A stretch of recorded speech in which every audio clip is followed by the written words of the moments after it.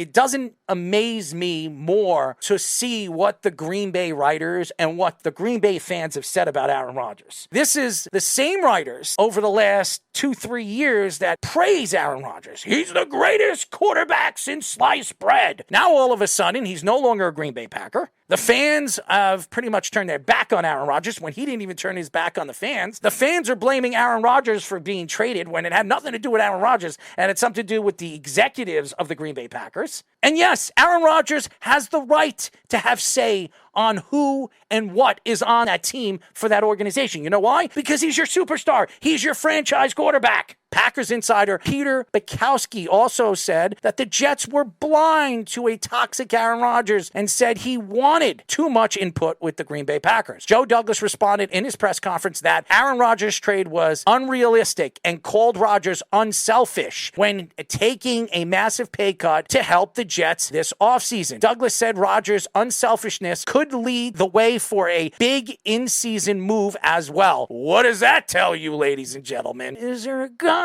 from Vegas that might want a way out? I don't know, but it says something about Joe Douglas. He's feeding not just the Jet fans, but everybody in the NFL that the Jets have a plan. That's something the Jets have not had for years. They're an organization that makes plans and falls off a cliff when they make those plans. It never works out. And I understand that the writers for the Green Bay Packers want to attack somebody. They want to blame somebody for last year's debacle against Detroit, where they had a chance to go to the playoffs and maybe make a run. Aaron Rodgers last year was forced out of Green Bay. He wanted to stay in Green Bay. The fact that when he went to the darkness, gone for about a week, he told the Green Bay Packers, what are your plans next year? Are you planning to keep me or are you planning to move me? When he was in the darkness, the president of the Green Bay Packers spoke out and said that they're ready for Jordan Love to take over as the quarterback of this organization. Right under Aaron Rodgers' feet. Aaron Rodgers couldn't even defend himself until he got out of the darkness. And it was strategic why the Green Bay Packers did that. Aaron Rodgers does not like any of those executives except one. He didn't like how the team was run. That's why he asked for a lot of money, and that's why they extended his contract. He was happy with that, but last year, he couldn't have been happy with the team that they built around him. How could you be happy when your best wide receiver is a rookie who didn't even pick up his game until week 11? Your second best wide receiver is Dubs. You cannot blame Aaron Rodgers on why he pushed his way out at the end of this whole situation because he was disrespected by the organization, and now the writers and the fans are attacking him, saying that he's washed up. He's not the same guy. So he had a bad season, even though he led the NFC with touchdowns. Why is there so much hatred for this guy? I don't think anybody understands what it's like to have a Hall of Fame quarterback for a significant amount of time. You had him for about 17 years. You had Brett Favre for about 17 years. So you had Hall of Fame quarterbacks for over 30 years. Do you know how hard that is? The Jets have one Hall of Fame quarterback, and that was Broadway Joe. Do I think he was a Hall of Famer? I do not. His numbers would show that he isn't. He's known for that guaranteed win in Super Bowl III. He didn't have that career that everybody wants to point out. Hey, Broadway Joe was the greatest Jets quarterback. Because honestly, I don't even think he was. Chad Pennington had a chance to be the greatest quarterback for this organization. Was the most accurate. Shoulder problems and other problems over the years didn't work out for Chad Pennington. He wound up going to Miami. He was a journeyman. But he was the guy that stuck out to me the most. What is the hatred on this guy? He gave you a Super Bowl. I know he should have won more than one. But has the organization built around the offensive side of the ball or the defensive side of the ball over the last 10 seasons? The offensive side of the ball was Aaron Rodgers and everybody else. And don't bring up Aaron Jones. He wasn't a first-round draft. You pretty much reached on Christian Watson because you couldn't get Dotson. You couldn't get anybody in that draft. They fell out of the first round and they got Christian Watson. They got the right guy. He fits what the Green Bay Packers like to do. For everybody that's attacked him saying that he's washed up, he isn't the same quarterback, which I think is ridiculous because he didn't throw 40 touchdowns. How many quarterbacks in the NFL threw 40 touchdowns last year? Patrick Mahomes was the only one that did that. And for Green Bay fans to come out and say that we don't need Aaron Rodgers, Jordan Love is going to take us to the next level. Aaron Rodgers led the NFC with 27 touchdowns. He didn't have a good season. With a broken thumb, had a hurt hand. He had his hand taped. His thumb was taped and his two fingers were taped. How do you throw? How do you actually have accuracy when you throw the ball? It's very hard when you have a broken thumb, when you're squeezing in the cold with the ball being hard and making accurate throws. And he was as accurate as any quarterback in the NFL last year. Let's see when Jordan Love gets into trouble this year, what kind of excuses come out of your mouths.